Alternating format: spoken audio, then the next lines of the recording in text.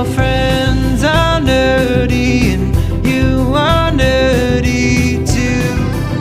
I wanna talk to you, friends talking nerdy. Hey everybody, welcome to another episode of Friends Talking Nerdy. This is Tim Jousma walking by a swarm of pigeons to meet the Reverend Tracy at the Hollywood Theater dispatch place for the buses. Yeah. Hi, I made it. Yes, I made it too. We are here today giving you a remote episode, and what we are planning to do, ideally, though we always go off in tangents, is that a couple weeks back on our group page, I posted a map that included some sites local in Portland that are relevant to the works of Beverly Cleary, who created the Ramona Quimby universe, essentially the first multiverse I was aware of as a child. And I actually, as a surprise to nobody, have no idea what any of these stories are. Although, I mean, I suspect that I do, right? Because they're pretty common, like commonly known. So there's a chance that maybe the stories are gonna oh, okay, that character. So we'll see what happens as we go through this little journey, as we do sometimes. And that's gonna be the funny part here, because while I remember the characters sticking out, if you put a gun to my head and say, tell me the story of Ramona Quimby, age 8, sorry, I'm not gonna be able to tell you that. But at the very least, we can always talk about other different types of kids' books and whatnot. So, anything before we head off on our journey? Oh, no, because I figure we'll probably chat, casually as we walk between stuff, too, right? Because there's walking points. That was the whole point of this? Of course. This is a travelogue. This is the episode where I try to sell the Reverend on the idea of the travelogue. So with that, we'll kick back and send you all to a quick musical interlude.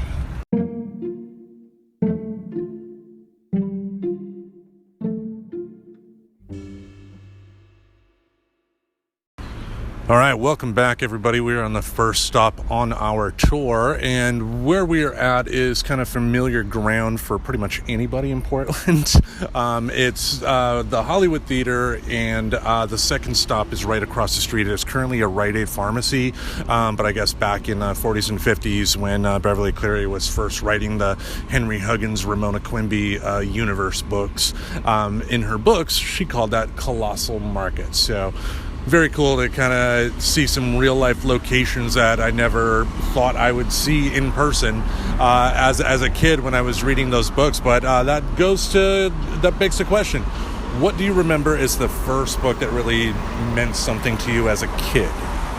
Yeah, I mean, just a quick side note, because you weren't from here, right? So you read these stories well before you got to Portland, because, I mean, you and I, we've talked about we hung out before. Mm-hmm. We used to hang out over here all the time. We've been to the Hollywood theaters. That's got to be kind of an interesting way to think about it, too. And I think it's been no secret, to answer your question, I've talked about it. I didn't get into reading, really, until I was a lot older. It was actually kind of funny. I had a frenemy relationship with a specific English teacher who was particularly perturbed that I did not read the stories. I was just really good at picking up enough in class discussions, and then at that point, Cliff Notes were a thing, and Spark Notes. Mm. And it even started to trickle out to the internet if you had AOL dial-up. But I do remember, so not a kid's book, but young adult we decided could count as kids.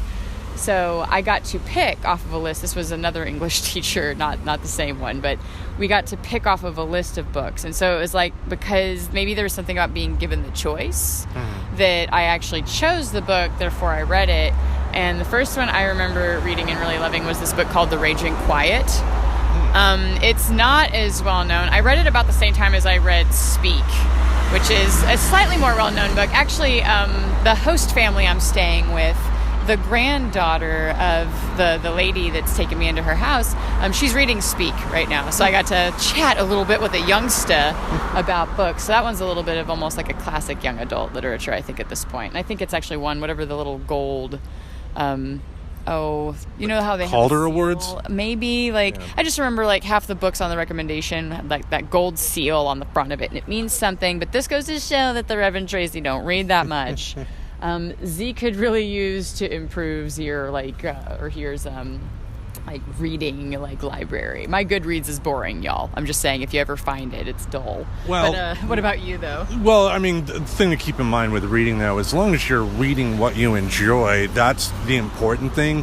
One thing I don't like is kind of the snobbish attitude some people have with reading. Like, if the only thing you like to read is like trashy romance novels you buy at the grocery store counter, then by all means go ahead and read that. Now, that does not mean that you should pretend that your trashy romance novels are Hemingway, but still, you should not be made ashamed to read just because it's, not something that everybody else would read. Some people are snobs, screw them. But my favorite book as a kid would have to be The Cat in the Hat. The Cat in the Hat. Yeah, I mean, just the lunacy of Dr. Seuss and those characters. I mean, it's no surprise that he did do some work with the Looney Tunes. He actually did write a couple of them back in the day before he was officially Dr. Seuss. So, that kind of humor is always, this zany madcap stuff. There's nothing subtle about anything I like. If it's not loud or funny or bangs and flashes of, lights or boobs, yeah. Tim has better things to do. I know, right? Like Batman that we saw here, Yeah, I mean, that had bangs, and sometimes it was even written for him so he could read words, too. And Catwoman had the boobs covered. Catwoman's had boobs, yep, so there is also explosions and literal bangs. Exactly. But, okay, then... any thoughts about Dr. Seuss? Do you like his work? I assume you have to. Oh, I mean, I'm familiar with Dr. Seuss because I've been around kids. I'm a stepmom. I mean, we don't read a lot of Dr. Seuss to the kids. We do a little bit more of, like, some parables and stuff when we read stuff. But, like, I do kind of, I guess, vaguely remember, like, probably Hop on Pop and stuff like that. And, I think those may have been written later, possibly. Because, he wrote for a long time, but I remember people making fun of Hop on Pop at a certain time in high school, so... Hey, now, and with that... All right, with that, I think we will cut to another musical interlude here when we... Because the Reverend made it awkward. Let's cut to a musical interlude. Just like every week. No. Let's get that musical interlude, and then we will be right back.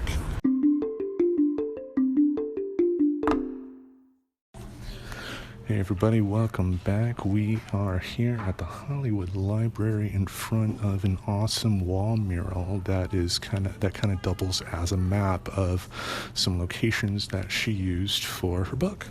Yeah, we got met by a very, very lovely librarian or library worker that came up and gave us maps with a little bit more information and stuff. So we'll probably share some of that too when we post about this. But we are going to go because it's a library, so we didn't want to be incredibly rude by recording for too long in here. Yeah. Yeah, we didn't want to walk in, hey, what's all this? Anyway, we are out. So... Okay, yeah, there is an official Walking with Ramona tour. There is a map, and we'll post pictures of that on the social media pages. But again, yeah, I mean, doing stuff like this would be perfect for kids if you do have a trip to Portland, because, again, stuff like this will bring the work to life to them. It's like from what you mentioned earlier about the Hollywood thing. It's like, think of all the times that you've been to a place like that, and then you find out that an author who wrote a book who wrote about that as well. It's like that's part of your life is now in somebody's book. Oh yeah, and plus, like, if you're looking for something just kind of interesting to do with COVID going on, and I know it's no secret cases are going up. I've heard that there's ICUs in different places that are going up. So even if you're not in Portland, I bet you can find things similar to this in your area. You'd be surprised how much cool historical shit there is to just kind of go around and do. Indeed. It just takes getting up off of your couch and going to a computer to do this search for fun stuff to do. But, yes, now as somebody who works with kids, like, what do you think has been the toughest thing that you've noticed in terms of getting kids to like to read? Wow. It's tricky because, I mean, we're kind of recognizing that there's an issue with kids dealing with things like anxiety and, I mean, not to mention just, the number of, like, dyslexic kids and stuff like that and how it can be kind of hard to even diagnose those kind of things. And the only reason I bring up anxiety is because it can trigger ADHD and ADD type symptoms, like an inability to hold attention. So, I mean, you guys have kind of figured me out. I nerd out and kind of tend to take things to that level, usually with the mental health things as far as as like how to get kids into stuff.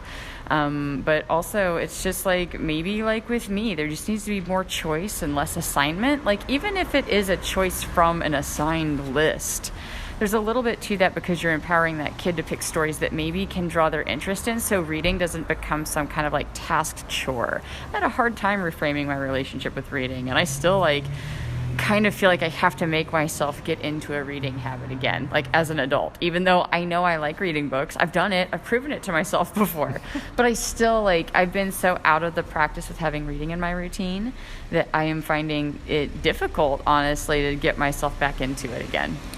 Now, what do you think would have been your experience if your parents were supportive of comic books, let's say? Would you support kids reading with comic books? Oh, definitely. I know my stepson is still trying to learn how to read. He's in those stages of life. And we've got comic books for him that we've sent him because he really likes G.I. Joe. And so it's kind of cool that there are G.I. Joe comics that are, usually short sentences, and it's clear who's saying it, so you don't have to read all of the instructions so much, like Percy walked to the window and screamed aloud. Like instead they get to see a picture and get to kind of see a visual representation of characters they enjoy. So it does kind of lead into that, and then it can even see it helping like expand that mind, that when they are reading, Percy standing by the window, they're better able to picture that because they've seen kind of that represented in books. Got it. Well, I do see the Reverend's longing gaze into the Bitter Rose coffee bar right now, so I think we're going to cut to a quick musical interlude. I could probably stand to have a cold brew myself, so... Ooh, caffeine. Yes. Gimme. Kick back, relax, and the next time you hear us, we will be at Beverly Cleary's childhood home.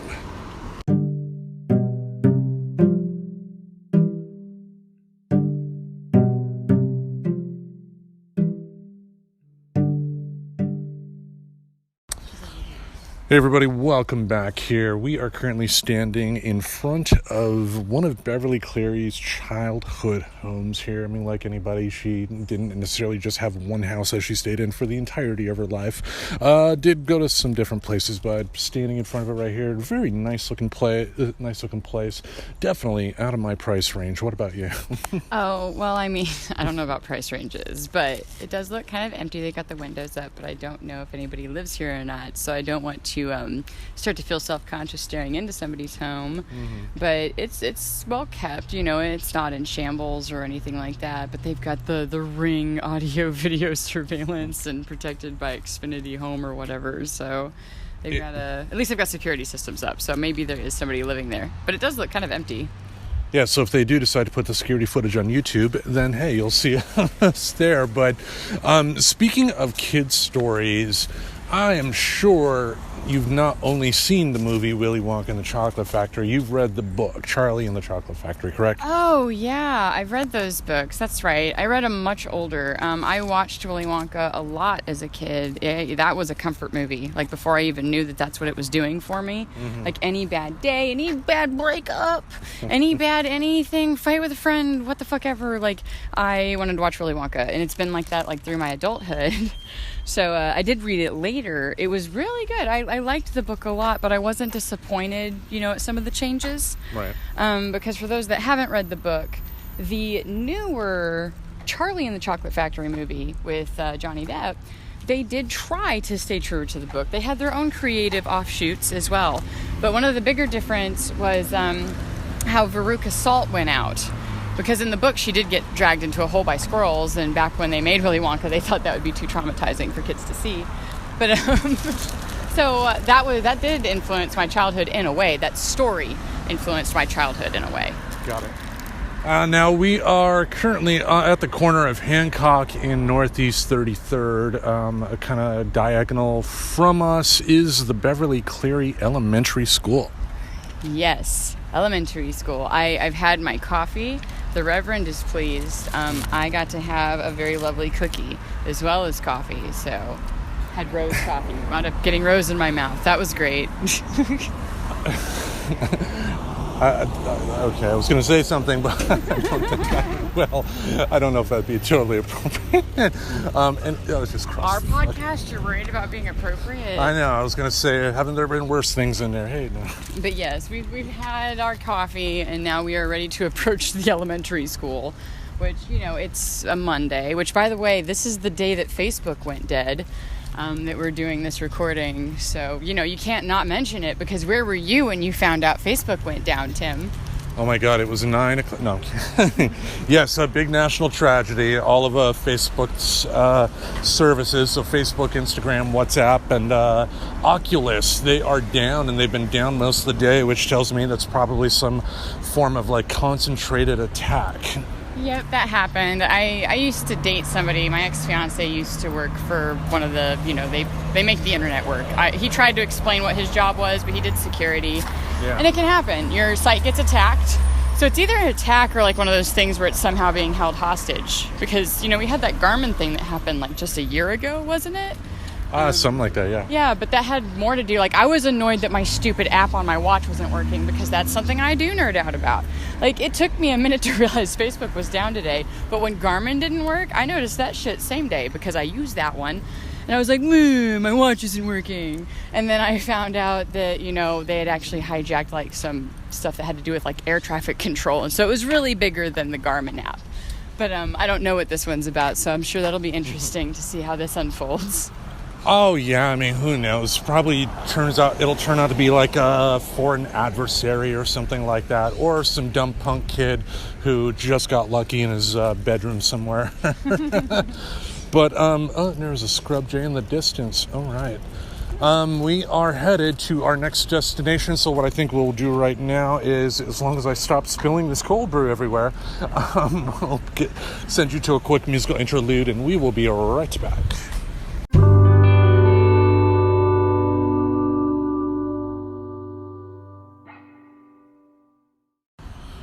All right, we are back at our final stop of the journey, me being 45. I can only walk so far before my back is just old man, you gotta sit down. But we are sitting here in Grant Park right now looking at 3 statues, one of Henry Huggins, one of Ramona Quimby, and one of Henry Huggins' dog. The name was just there. Henry Huggins' dog. Wasn't it? Oh gosh, now I kind of want to go read it, because it says it right there. Oh yeah. I'm gonna go read it. Okay, the Reverend's gonna get up and Ribsy, yes, Henry and Ribsy. Okay. Definitely some nice statues here. They're unlike other statues you would find at some park, in the sense that they're the perfect type of statues to do what we did with and pose by them. Exactly. We had a nice little selfie moment there where I was giving little Ramona's hair a tussle, so we'll probably share those. And then that genius moment of, you'll see some awkward selfies, because you see I am short and have much shorter arms than, say, Tim, who is tall. And my genius ass only just now put together. It's maybe the person with the long arms should be taking them instead of you, T. So, well, you may have the better camera, I think. Oh, yeah. But, I could also just hand you my phone. I don't think you're going to, take off with it. Or anything. Yeah. Fucking awkward for once a week recording. I'm like, hey, can I have my phone back? What? No. Yeah, but, we're realizing we're walking around, a lot of kids are, going back and forth, because it's kind of, they're wrapping up from school and walking, and being 2 adults hanging around a bunch of parks where children are playing, or their schools, the elementary school. If you notice, we kept that kind of brief, because we just kind of both mentally went the same direction of, maybe don't be 2 grown-ass humans just hanging out outside of an elementary school, talking into the phone. That, maybe that's weird. Most people, I forgot my, hey, sorry, I'm recording a podcast t-shirt today, so. Yeah, and we talked about it on the way over here. It would have been nice if I had remembered to wear the brand new Friends Talking Nerdy t-shirt that we ordered from TeePublic, which you, the people at home, can order as well. Yeah, but what's nice about this is, if you'd like to continue doing this with me, or even with the professor, we can do this in chunks. There's no reason that we can't take off on the next one, so maybe future episodes where it's nice like this, and I'm free and Tim's free, we can sync up and continue this journey. But Tim's talking about getting old, and plus the schools, and then I'm not going to say it's that I'm old, but I did have a very busy weekend. I clocked over 20,000 steps on our soft open night on Friday. And then Saturday was something to that tune too. But I guess like the downer with technology, right, is I think it's figured out when it's not on your fucking wrist, so it doesn't count the same, because I don't know how I would have only gotten 10,000 steps on Saturday. So I'm tired. I crouched a lot too. I did make a teenager like land on their ass the first night we were open, and I felt bad. I stood there and let him get his stuff. Like, I don't harass once it gets to that point. And really, like, a haunt actor shouldn't, a good one shouldn't. Like, if you've hit the ground, you should, you know, if you made somebody hit the ground, you should let them get up. But, you know, that's crouching, because I forget that I am a mere human that has not stretched and isn't particularly that explosively athletic of a person. And then I get in the haunt and I am no longer that human. I am a madman that thinks I can bang on the walls and not bruise my hands. So I'm a little torn up, you know, I'm a little tired. But it's a beautiful day. I highly recommend doing this walk if you're ever looking for some such thing to do and it's nice outside. Yes, and Portland, for me, I mean, I love walking around these neighborhoods, because, like, even in, like, the heat of summer or, like, the worst part of winter, it's never really that bad. I mean, we've both been in places that are far worse, to where, like, on a day like this, we would not be able to be out in the park. We'd have to be in air conditioning or something like that. Yeah, either air conditioning or, like, staying in, because I know Texas weather can get really wild around October. And, you know, here, my experience was always, you know, in the years prior with Fearlandia, you know, we had the tent out in Tigard. And when October came, the rains came, and because we had to do it at night when it was dark, it got really cold. So to me, I always think of October as being cold, but that's just because the main thing I'm doing was outside. Different this year, inside, warmer, nicer. Now, speaking of that, folks that have stuck around with this episode for this long will have heard at the beginning, like, Amber, what the fuck? What the fuck, Amber? Ah! Oh my God, I'm still laughing thinking about that. So that being said, I know I've talked about it a lot, and we are still going to be taking volunteers. I'm not going to repeat ad nauseum the instructions for that, because if you're a listener, you've probably heard that. And you can always reach out to me through our Facebook group too, you know, when Facebook's working again. Mm-hmm. And, but yeah, as far as if you're not the type of person that wants to work in one, and you are the type of human that would like to go to one, that was the very live reaction of some poor victims that came through our haunt. Basically, this one gentleman that was working there wanted to go through. We offered to let them go through and take like some I think what happened was he didn't really want to go alone, so I think he talked other people into going. Mm-hmm. I wasn't super involved in the conversation, so I will preface this if this is totally third party story. I just know it was originally one dude that was around, wanted to go through, and then basically wrangled at least 2 other girls to go through with him, right? Mm-hmm. So they go through the first haunt, and these guys are good screamers. Now, I've done screamscapes since my first year at Fearlandia, like when I was still just the actor. They didn't know who I was. Like, I definitely wasn't anybody important in the chain of command back then.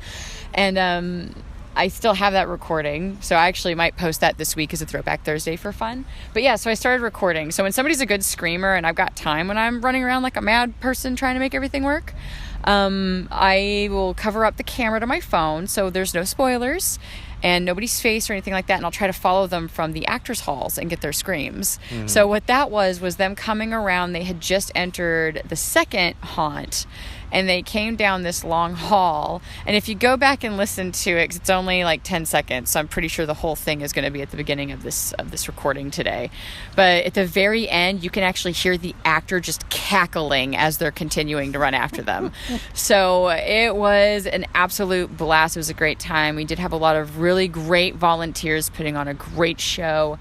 So yeah, there's 2 ways to approach that one. If you do not want to act in one and would love to come check us out, it's a safe show. You do need to bring your vaccine card. If you're unable or unwilling to get the vaccine, you do need to bring a test that is within 48 hours old. The Moda Center, the Rose Quarter, has all of those details out though, and they have staff checking that at the doors. So I feel pretty good about it. And honestly, from being a person in the background, there wasn't really a lot of issues of like chin diapers, like nobody being like bad about it. Like, I get it. Like, you got scared and it fell down, and we just, you know, hey, like, you got to pick it back up. And super, super few and far between though. But with the vaccine requirements or the proof of negative test, it kind of is like, okay, like, I get it. You're running. I can see that honestly, like, falling down a little bit. Now, are they spacing people out? Because I know with like my big complaint with Rose City Comic Con is like they check your vaccination cards, but they just open the doors and let people come in. That was the big thing I freaked out about there. But yeah, how are they handling it? Oh yeah, we try to. Well, really, the good thing about it is haunted houses. They try to space you out anyway. They don't want you in the same room as other people because that kind of will ruin the scares. So, by the way, insight from somebody. If you didn't know this and are one of those people that runs through a haunt, if you bump into somebody, that might not be so great for your experience to the show. The actors aren't actually monsters. They do kind of need to somewhat reset sometimes. But so there's already that spacing to this, and I think that's really why it kind of works as an entertainment option for this season.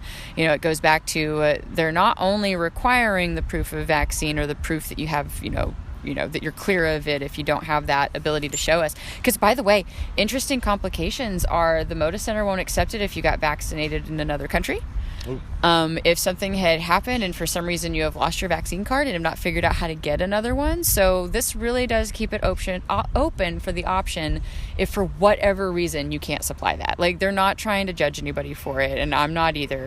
So it's like, hey, if you can prove that you don't have it and you're wearing a mask the whole time, go ahead and come on down, check us out, because I know there's concerns about that, right? Like, there's more people who want to be safe this season than don't want to. So not only is the Moda Center seeming to trickle them in so far, even our front person is trying to put them through. If you're in a group of 5, they might put through all 5 together because you're in a group together, but we don't really encourage crossing groups anyway. Most people come with the people that they want to be scared with, so it kind of went naturally with some of the policy. Well, that is definitely good to hear, and I know for one, I'm definitely excited to give that a visit for the first time. I know when we reconnected in 2019, I had a chance to go, but ended up not going at that time. So having one that's just a few train stops away from my house is definitely one I want to check out. Yes, so screaming good time. You can come join us as a patron. You can come and still join us probably as a volunteer. That's just something that it is what it is. We usually let people cycle in and out through the season for volunteers and some of the casting stuff. So, and what's kind of cool is sometimes people go through the haunt and that's how they decide they want to volunteer. Interestingly enough. So it's like we had somebody admit that they peed. So that's good. You know what I mean? Hey, go to the bathroom first. If you're prone to peeing in haunted houses, go to the bathroom first. Now, at the haunt, do you have like an over-under on how many people you can get to pee during a particular season? Actually, Fearlandia does have a tradition. We usually try to keep a whiteboard or something. And usually we have different titles. Like, it'll start off with peeing because that's the first go-to. We've had people claim that they've, crapped themselves. We've had people run into walls, like face plant into a wall because they were just scared out of their wits, and we check on them, like, just to throw that one out there too. Like, if somebody is that scared that they hit a wall, they can handle it in character as best as they can to assess that things are okay. But overall, like, we're not going to let somebody with a bloody nose, like, continue through the haunt. You know what I mean? And that hasn't happened. But we have had people, like, hit the ground. They got so scared. So we'll count stuff like that. But we are looking for our whiteboard to start that tally. But I know at least one person has admitted to peeing themselves in the haunt. Well, there you go. We have at least one here now. You mentioned a great idea in terms of continuing on this adventure on another day. So I say let's do that. Let's give you folks at home a quick little musical interlude. And when we come back, we're going to be resuming the tour. Just thanks to technology, it'll be a different day. Yay, different day. All right, we'll be right back.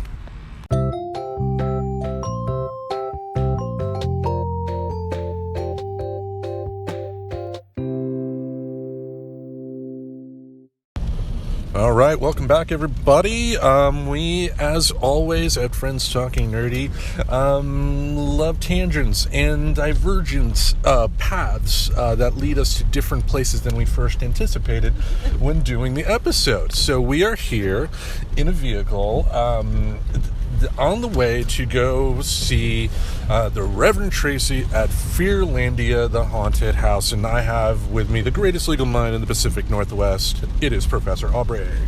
Hey, spooky time, people. Yes, so we are finally heading there after all these years. I will finally go to my first haunted house. I can't believe it's your first haunted house. Yeah, like I said, my mother growing up wasn't the biggest in terms of like celebrations and whatnot. She would get us gifts and all that at the appropriate times, but we weren't the kind to get a Christmas tree up or anything like that. So like Halloween, like when we were young kids, she would take us out, but right around age 10, the time when we became latchkey kids, is the time that she was like, yeah, you're pretty much done with that, I'll just buy you some candy. Gotcha. Yeah, so we are heading there right now. You may be hearing some spattering of raindrops on the window there. As is wont in the Pacific Northwest, it is raining like a mofo, but I kind of dig this kind of weather. What about you? When you're not hydroplaning. Yeah, I don't like driving in this driving rain. It reminds me of back east, So there's this thing that happens in Portland in the fall where you're just going along and it's like lovely and dry and crisp and cool and perfect. And you think it's just so beautiful. It's just going to be beautiful forever. And then the day comes when it's a really rainy, windy, and just very rainy storm. And that's when all the leaves fall off the trees. And I feel like we're having that storm right now. Yes. Summertime is officially over. Wasn't it just last week we took the air conditioning unit out of the window? I think it was, yeah. Yeah, so it's that time of year again. Like I said, I love it here in the winter. That doesn't mean every single day is a blessing or anything like that. There are some good days and some bad days, but growing up in Michigan, you just have to spend one night in Michigan during winter to understand what I'm talking about. This is heaven compared to that. I mean, I never lived in Michigan, but I did live in Kentucky, which was close enough. Far enough north to get the lake effect winds. And so it was like in the winter, it was like 20 degrees there. And if it would snow, the snow would stick around for a couple of weeks because it wouldn't melt. And that was the coldest place I've ever lived. And it was miserable. Yes, definitely miserable compared to here. Now, again, like I've mentioned on the show before, there can be some bad days, sure, but I kind of dig it. But we are almost to the Modus Center right now. That's right. We are approaching the Modus Center. The haunted house is in the Coliseum, which is right there with the Modus Center. So, yes, Veterans Memorial Coliseum, the place where the Trailblazers used to play, where the last time they were had a major run in the playoffs was the early 90s, and that's where the Bulls beat them for one of their three-peats. But the reason they got the new place, the Modus Center, was because they were good at the time, but then they built the new place, kept the old place, but then never made a real serious playoff run. Yeah, they have been a disappointment since. Yes, no more days of Clyde the Glide Drexler or anything like that. But it'll be cool to go in there. I've never actually been inside the vet. I've been inside the new one, the Modus Center itself. But the old vet, I mean, I like places like that to where I know history of some sort was made. So being in there, knowing the level of artists that have played in that building, whether it's sports artists or musicians or something like that. That's history, Yeah, absolutely. Yeah, so we're almost there. I think we'll cut it off and add a little musical interlude here. We're going to attempt to record our experience on the inside. If that works out, you are going to hear that next after the musical interlude. If that does not work out, then after the musical interlude, you'll hear us talking about it. But hopefully we can get a few minutes of recording in to hear me squealing like a 5-year-old girl with a skinned knee. Yay! All right, so sit back, relax, enjoy the musical interlude, and we will be right back.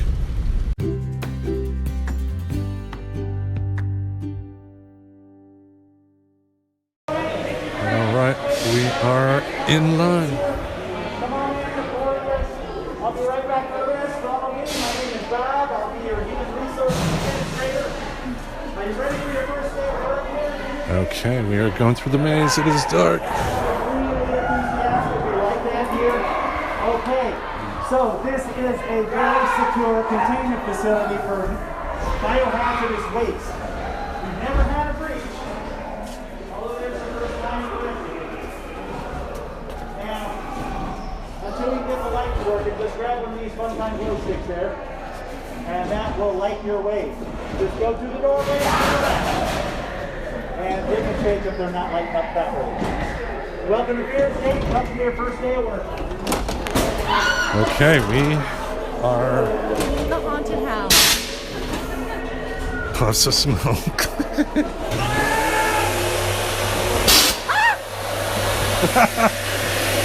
It is loud, as you can hear.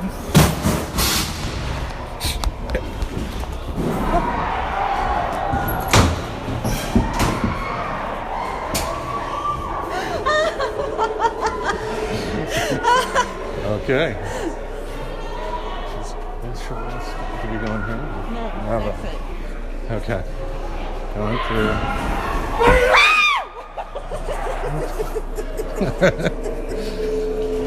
Can you hear it then? Can you breathe? Yeah. Okay. Let's let them go. And that's right on top of them. Yeah. All right. Here we go.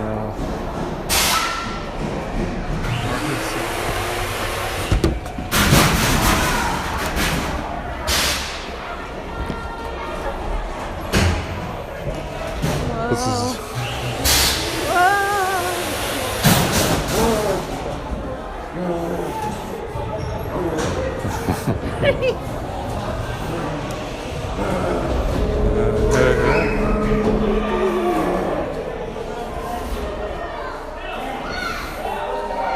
Creature resembling my ex-wife was there. Okay, as you can see, as you can hear, folks, this is kind of loud.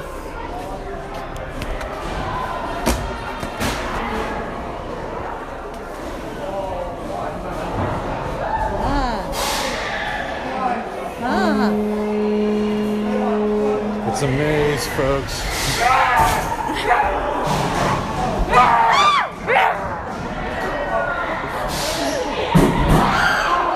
I think Aubrey just tried to push me in front of the guy.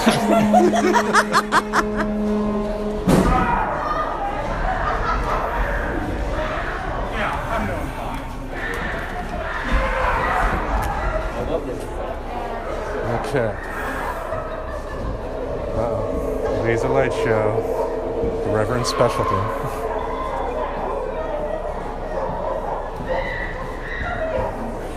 Eerie.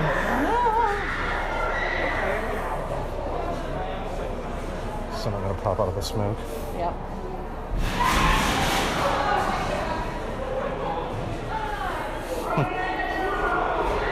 I feel like Roger Daltrey right now.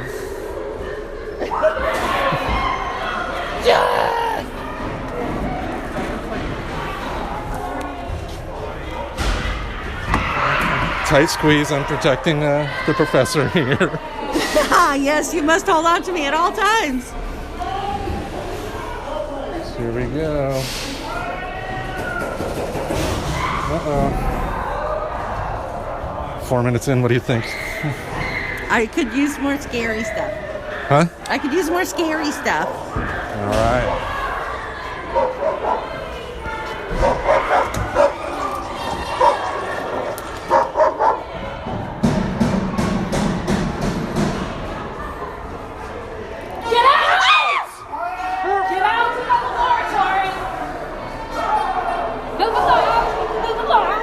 Okay.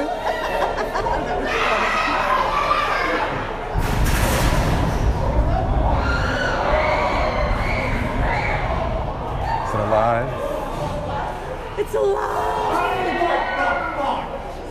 Exactly.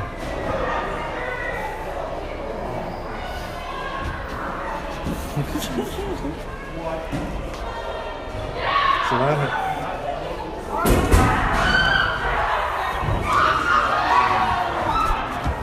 Kind of comical going through the aisles. Uh-oh.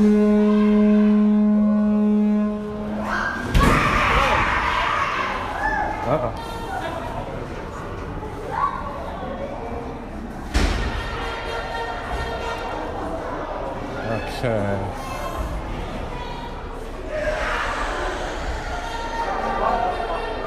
I wonder where the hidden cameras are.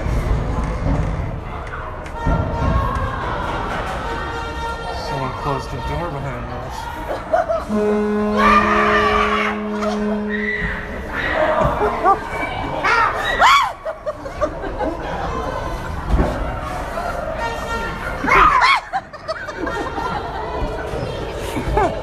I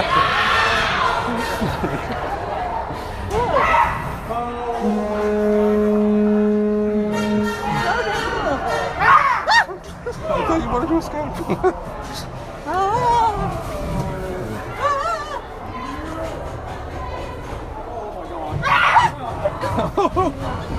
I gotcha.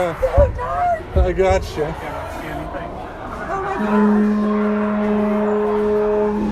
Look at the loud horn. Oh boy.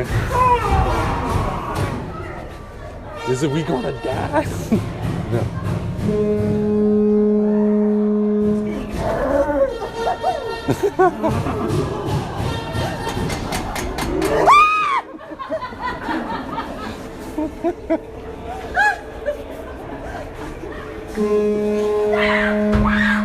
Scary. I'm sorry, please come back. I'm sorry. I'm sorry. I'm sorry. I'm sorry.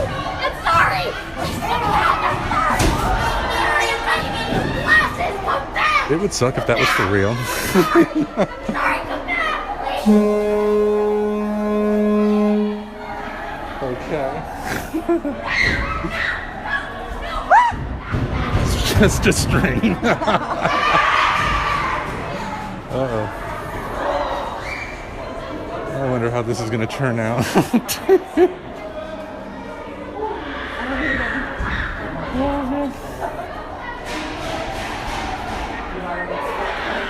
I think this is it. Part 2.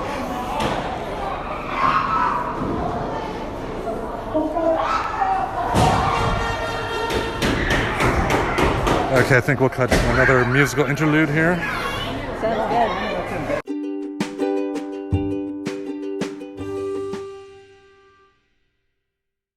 All right, we are back. The haunted house experience is over. We are back home.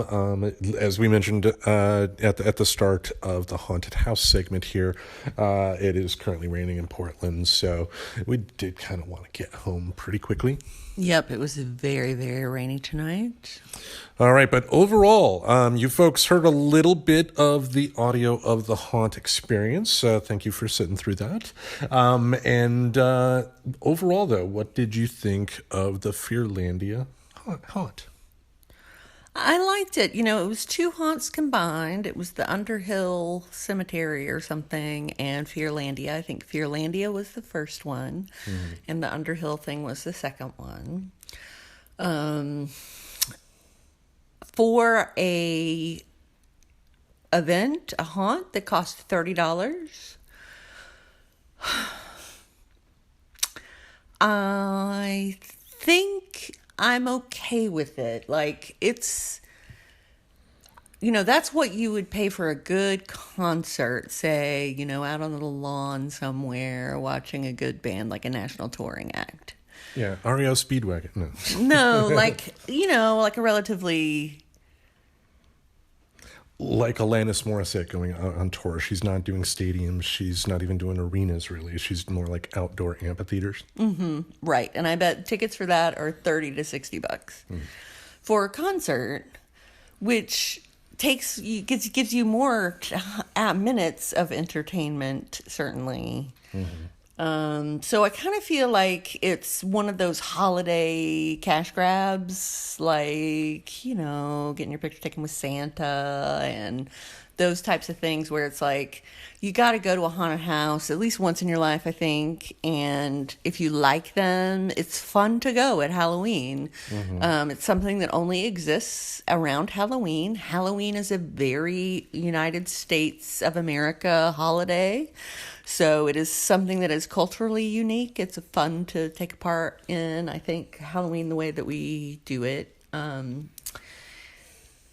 So, I mean, I had a good time, but it's like every time I've ever been to a haunted house, at the end of it, I've been like, wow, that didn't really take very long. Like, it took maybe 30 minutes for us to go through it. 20 minutes? 20 minutes, because the first section that we got through was like 7 minutes or so, and that was about the halfway mark, so. Right. Yeah, so, I get your point. I mean, because when you spend that much, you do it. It would be like spending a large amount of money on a food item, and it comes out and it's really tiny. Having said that, the tiny portion was definitely filling. I enjoyed the experience as well, as you did. There were a number of good screams along the way. For sure. I mean, I had a great time. I think for a haunted house, it was a good one. If you've been to a lot of haunted houses, you may have experienced such fun things as standing in a dark tunnel with a bunch of other people while people filter through the next section of the haunted house, and that we never got backed up. That never happened. We were never just standing there with nothing to do. So I give that an A+. The haunters, some of them were amazing. In general, I didn't think there were enough of them. The Reverend has said that many, many, many times. Yes, I'm sure. Yeah. So we went on what was called Lights Out Night, which meant the whole haunt was dark. And it seemed like there were lots of cool things. Like, it had been decorated really well with like lots of creepy stuff. But we couldn't really see any of that because it was so dark. Yeah, I mean, one critique we had when we were in the car on the way back was that it didn't need the lights all the way on. It just needed a little more ambient light throughout, because even though it was meant to be dark to try and, scare the more cynical folks like me, with at least a jump scare or two, the hard work that goes into creating those sets should be appreciated for what it is. And the fact that a lot of it was dark and you really couldn't see it was kind of a disservice to the work that the craftsmen who put everything together did. Obviously, people there still recognize that it takes hard work and whatnot. It's not like they put up a couple of tarps and, said boo or something like that. There was a lot of work, but it would have been nice to see it. And I think just a little more ambient light. I mean, they did give glow sticks at the dark, so maybe a suggestion for next time would be like more glow sticks type or ambient lighting. Or there was that one exhibit that had like a TV that was on that was just snow and going like that. So just more props that have lights. Yeah, I was thinking like electric candles, other things that glow. Yeah, because again, I get the point of the lights out. It's meant to be. It's meant to be there for the more cynical crowd to get a scare. It really that's what it's there, just so they can be in the dark and go boo, But it just a little more, a tad bit more, would have been fine. Yeah, I think you're right about the lighting for sure. Yeah. Overall, though, it was fun. I do think the first part of the haunt, in my opinion, was the superior. Not saying that because of the Reverend and whatnot, but I do think that there was more attention to detail in that level of the haunt. The other one felt a little more empty, and they relied more on jump scares and not the ambience. Interesting. Yeah, they really did, focus on jump scares. I did find the characters in the second part of the haunted house were more detailed and had better costumes, and like you could get closer to them and still be scared. Like it wasn't just a scream mask and a jump scare. Which there was a little bit of that in Fearlandia. I do agree that there were some better actors who were doing like creepy stuff, like talking about pus and whatnot. And they were going for two different things. The Fearlandia, the actors were essentially, the whole premise was like you're like in a factory or something like that, and like zombies are around or something. And so the actors were the clothing that they had was more what we would consider normal wear. You know, like a doctor is going to wear a lab coat in a certain way, or an electrician is going to look in a certain way. But then they had extra stuff added on, like a mask or something like that. So yeah, to that point, I think because of the setting, there wasn't too much they could do with the costuming, but again, they made up for that with ambience, because again, when the actors did come out, there was so much detail going on, even in the lights out part of everything, that it made it a little more creepier. Yeah, I thought they were both creepy. I was scared in both of them, for sure. Yeah, as you heard. I mean, I just keep screaming, basically. Yes. Well, I think that will wrap up our trip here. This whole episode has just been stories about walking. Things you can do while walking. In Portland, during October, the Walk with Ramona tour, I'm glad I did it, but it's not a tour that needs to be done multiple times. So if you are in Portland and you are a fan of Beverly Cleary's books, even if it's just like me, admittedly, the last time I read one of her books was in elementary school, so I don't remember much about it, but I'm still glad I went on it. But, same with the haunt as well. This was my first haunt experience, and it was definitely fun. And, I'm still cynical when it comes to that stuff, though. It's like, I can see how they make it, man. Were you scared at all ever? Like I said, I was startled a couple times just because they did do the boo type of deal. So, yeah. and I expected that because, I mean, that's part of the gig, I guess. You got to try to get something. But, in terms of like, prosthetic makeup looks like prosthetic makeup. So, and I know a person is not really a radioactive zombie. So it's like suspension of disbelief kind of goes away. Right. I mean, certainly it was a classic haunted house. It's a giant room that's been divided with a million dividers into a maze full of, scary stuff. And that is one thing I should strongly congratulate both Fearlandia and Underhill on. They created a nice maze to where you had a lot to do, but due to how they spaced the people going through the exhibits and based on, just where the actors were located and whatnot, there was proper social distancing throughout it. I mean, there were only a couple of times to where the people in front of us were just a tad bit slower, and we finally had to fix that by me walking behind you. Yeah. Yeah, because when you're 6'5", normal walking is like an all-out sprint for shorter folks. Yep, and there was a person in front of us who was quite short. Yeah. So overall, definitely a fun experience. So yeah, if you are in Portland, we've talked about Fearlandia on the show for the past couple of years now, and it will go on in the future. So definitely check it out. A very good haunt experience.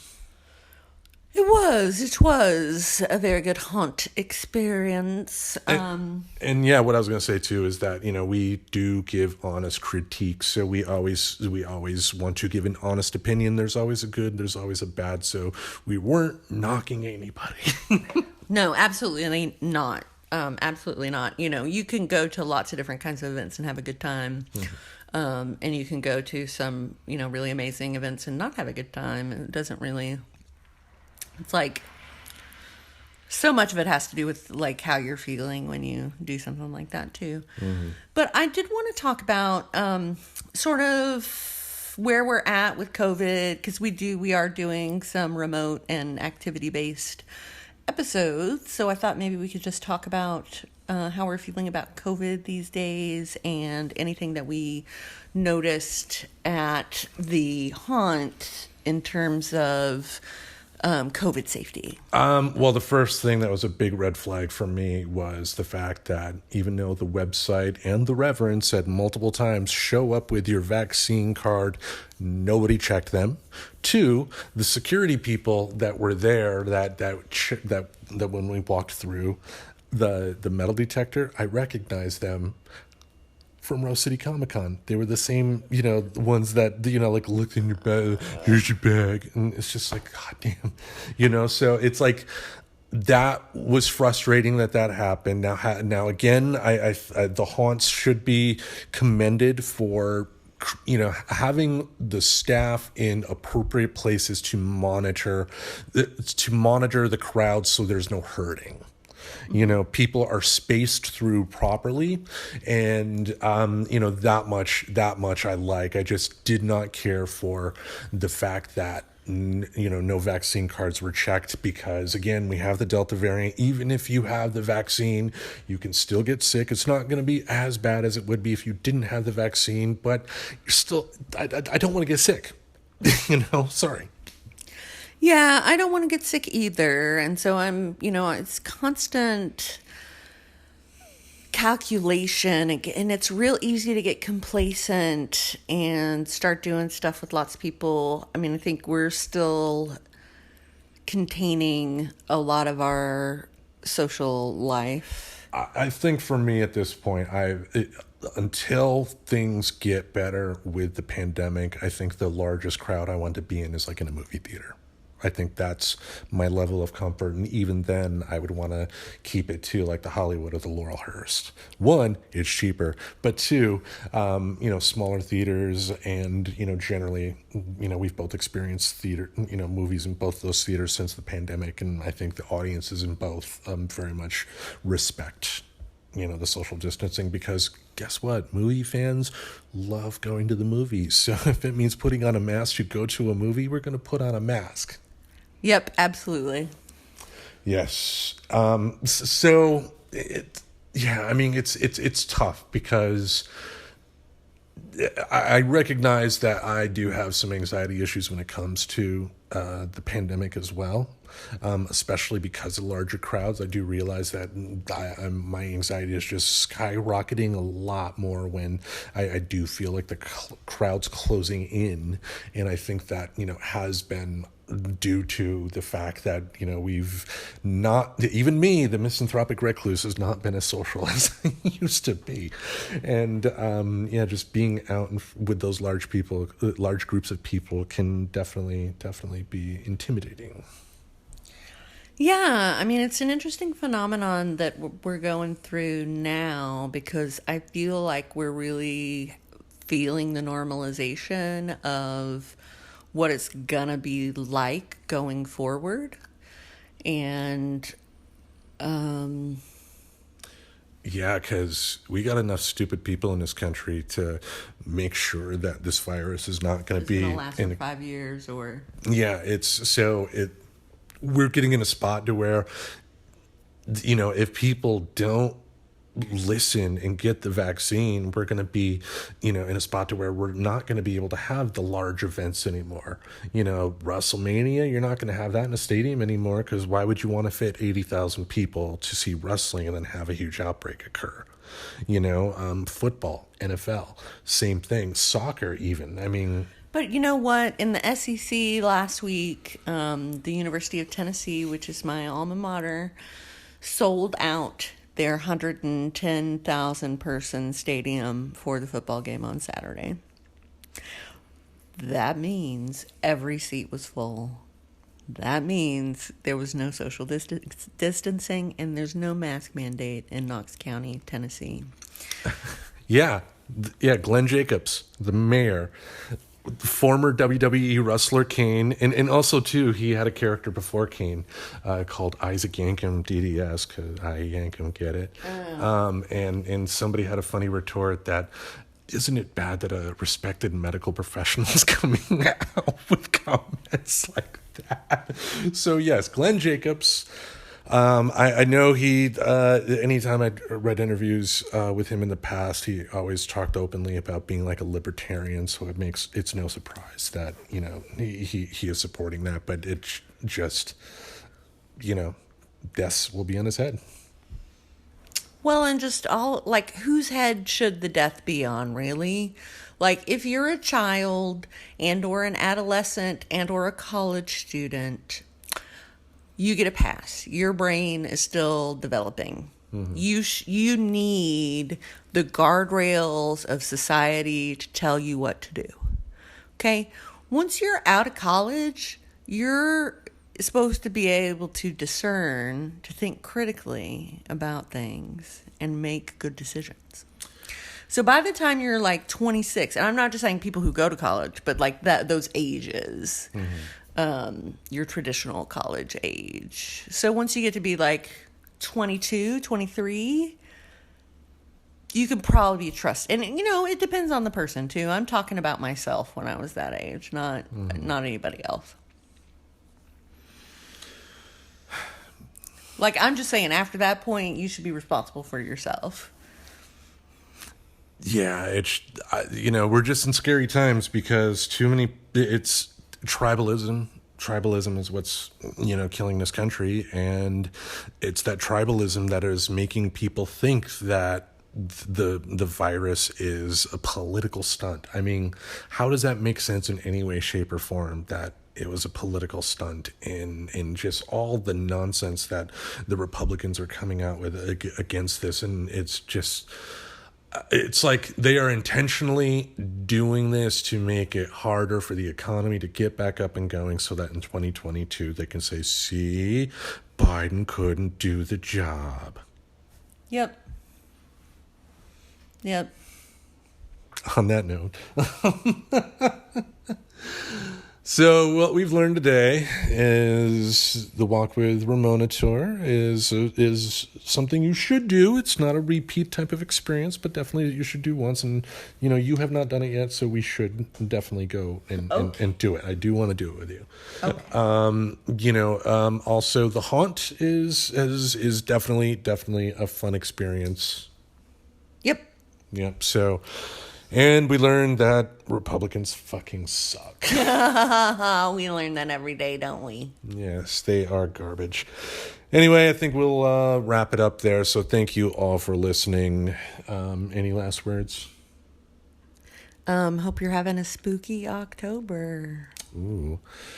Yes. Okay. So thank you again. Every Wednesday and Saturday, we will have something in this podcast space to entertain your ear holes. Until we meet again, we bid you adieu. Good evening. Subscribe to Friends Talking Nerdy on iTunes, the Google Play Music Store, as well as Spotify. Remember to support Friends Talking Nerdy on Patreon. Goodbye, darling.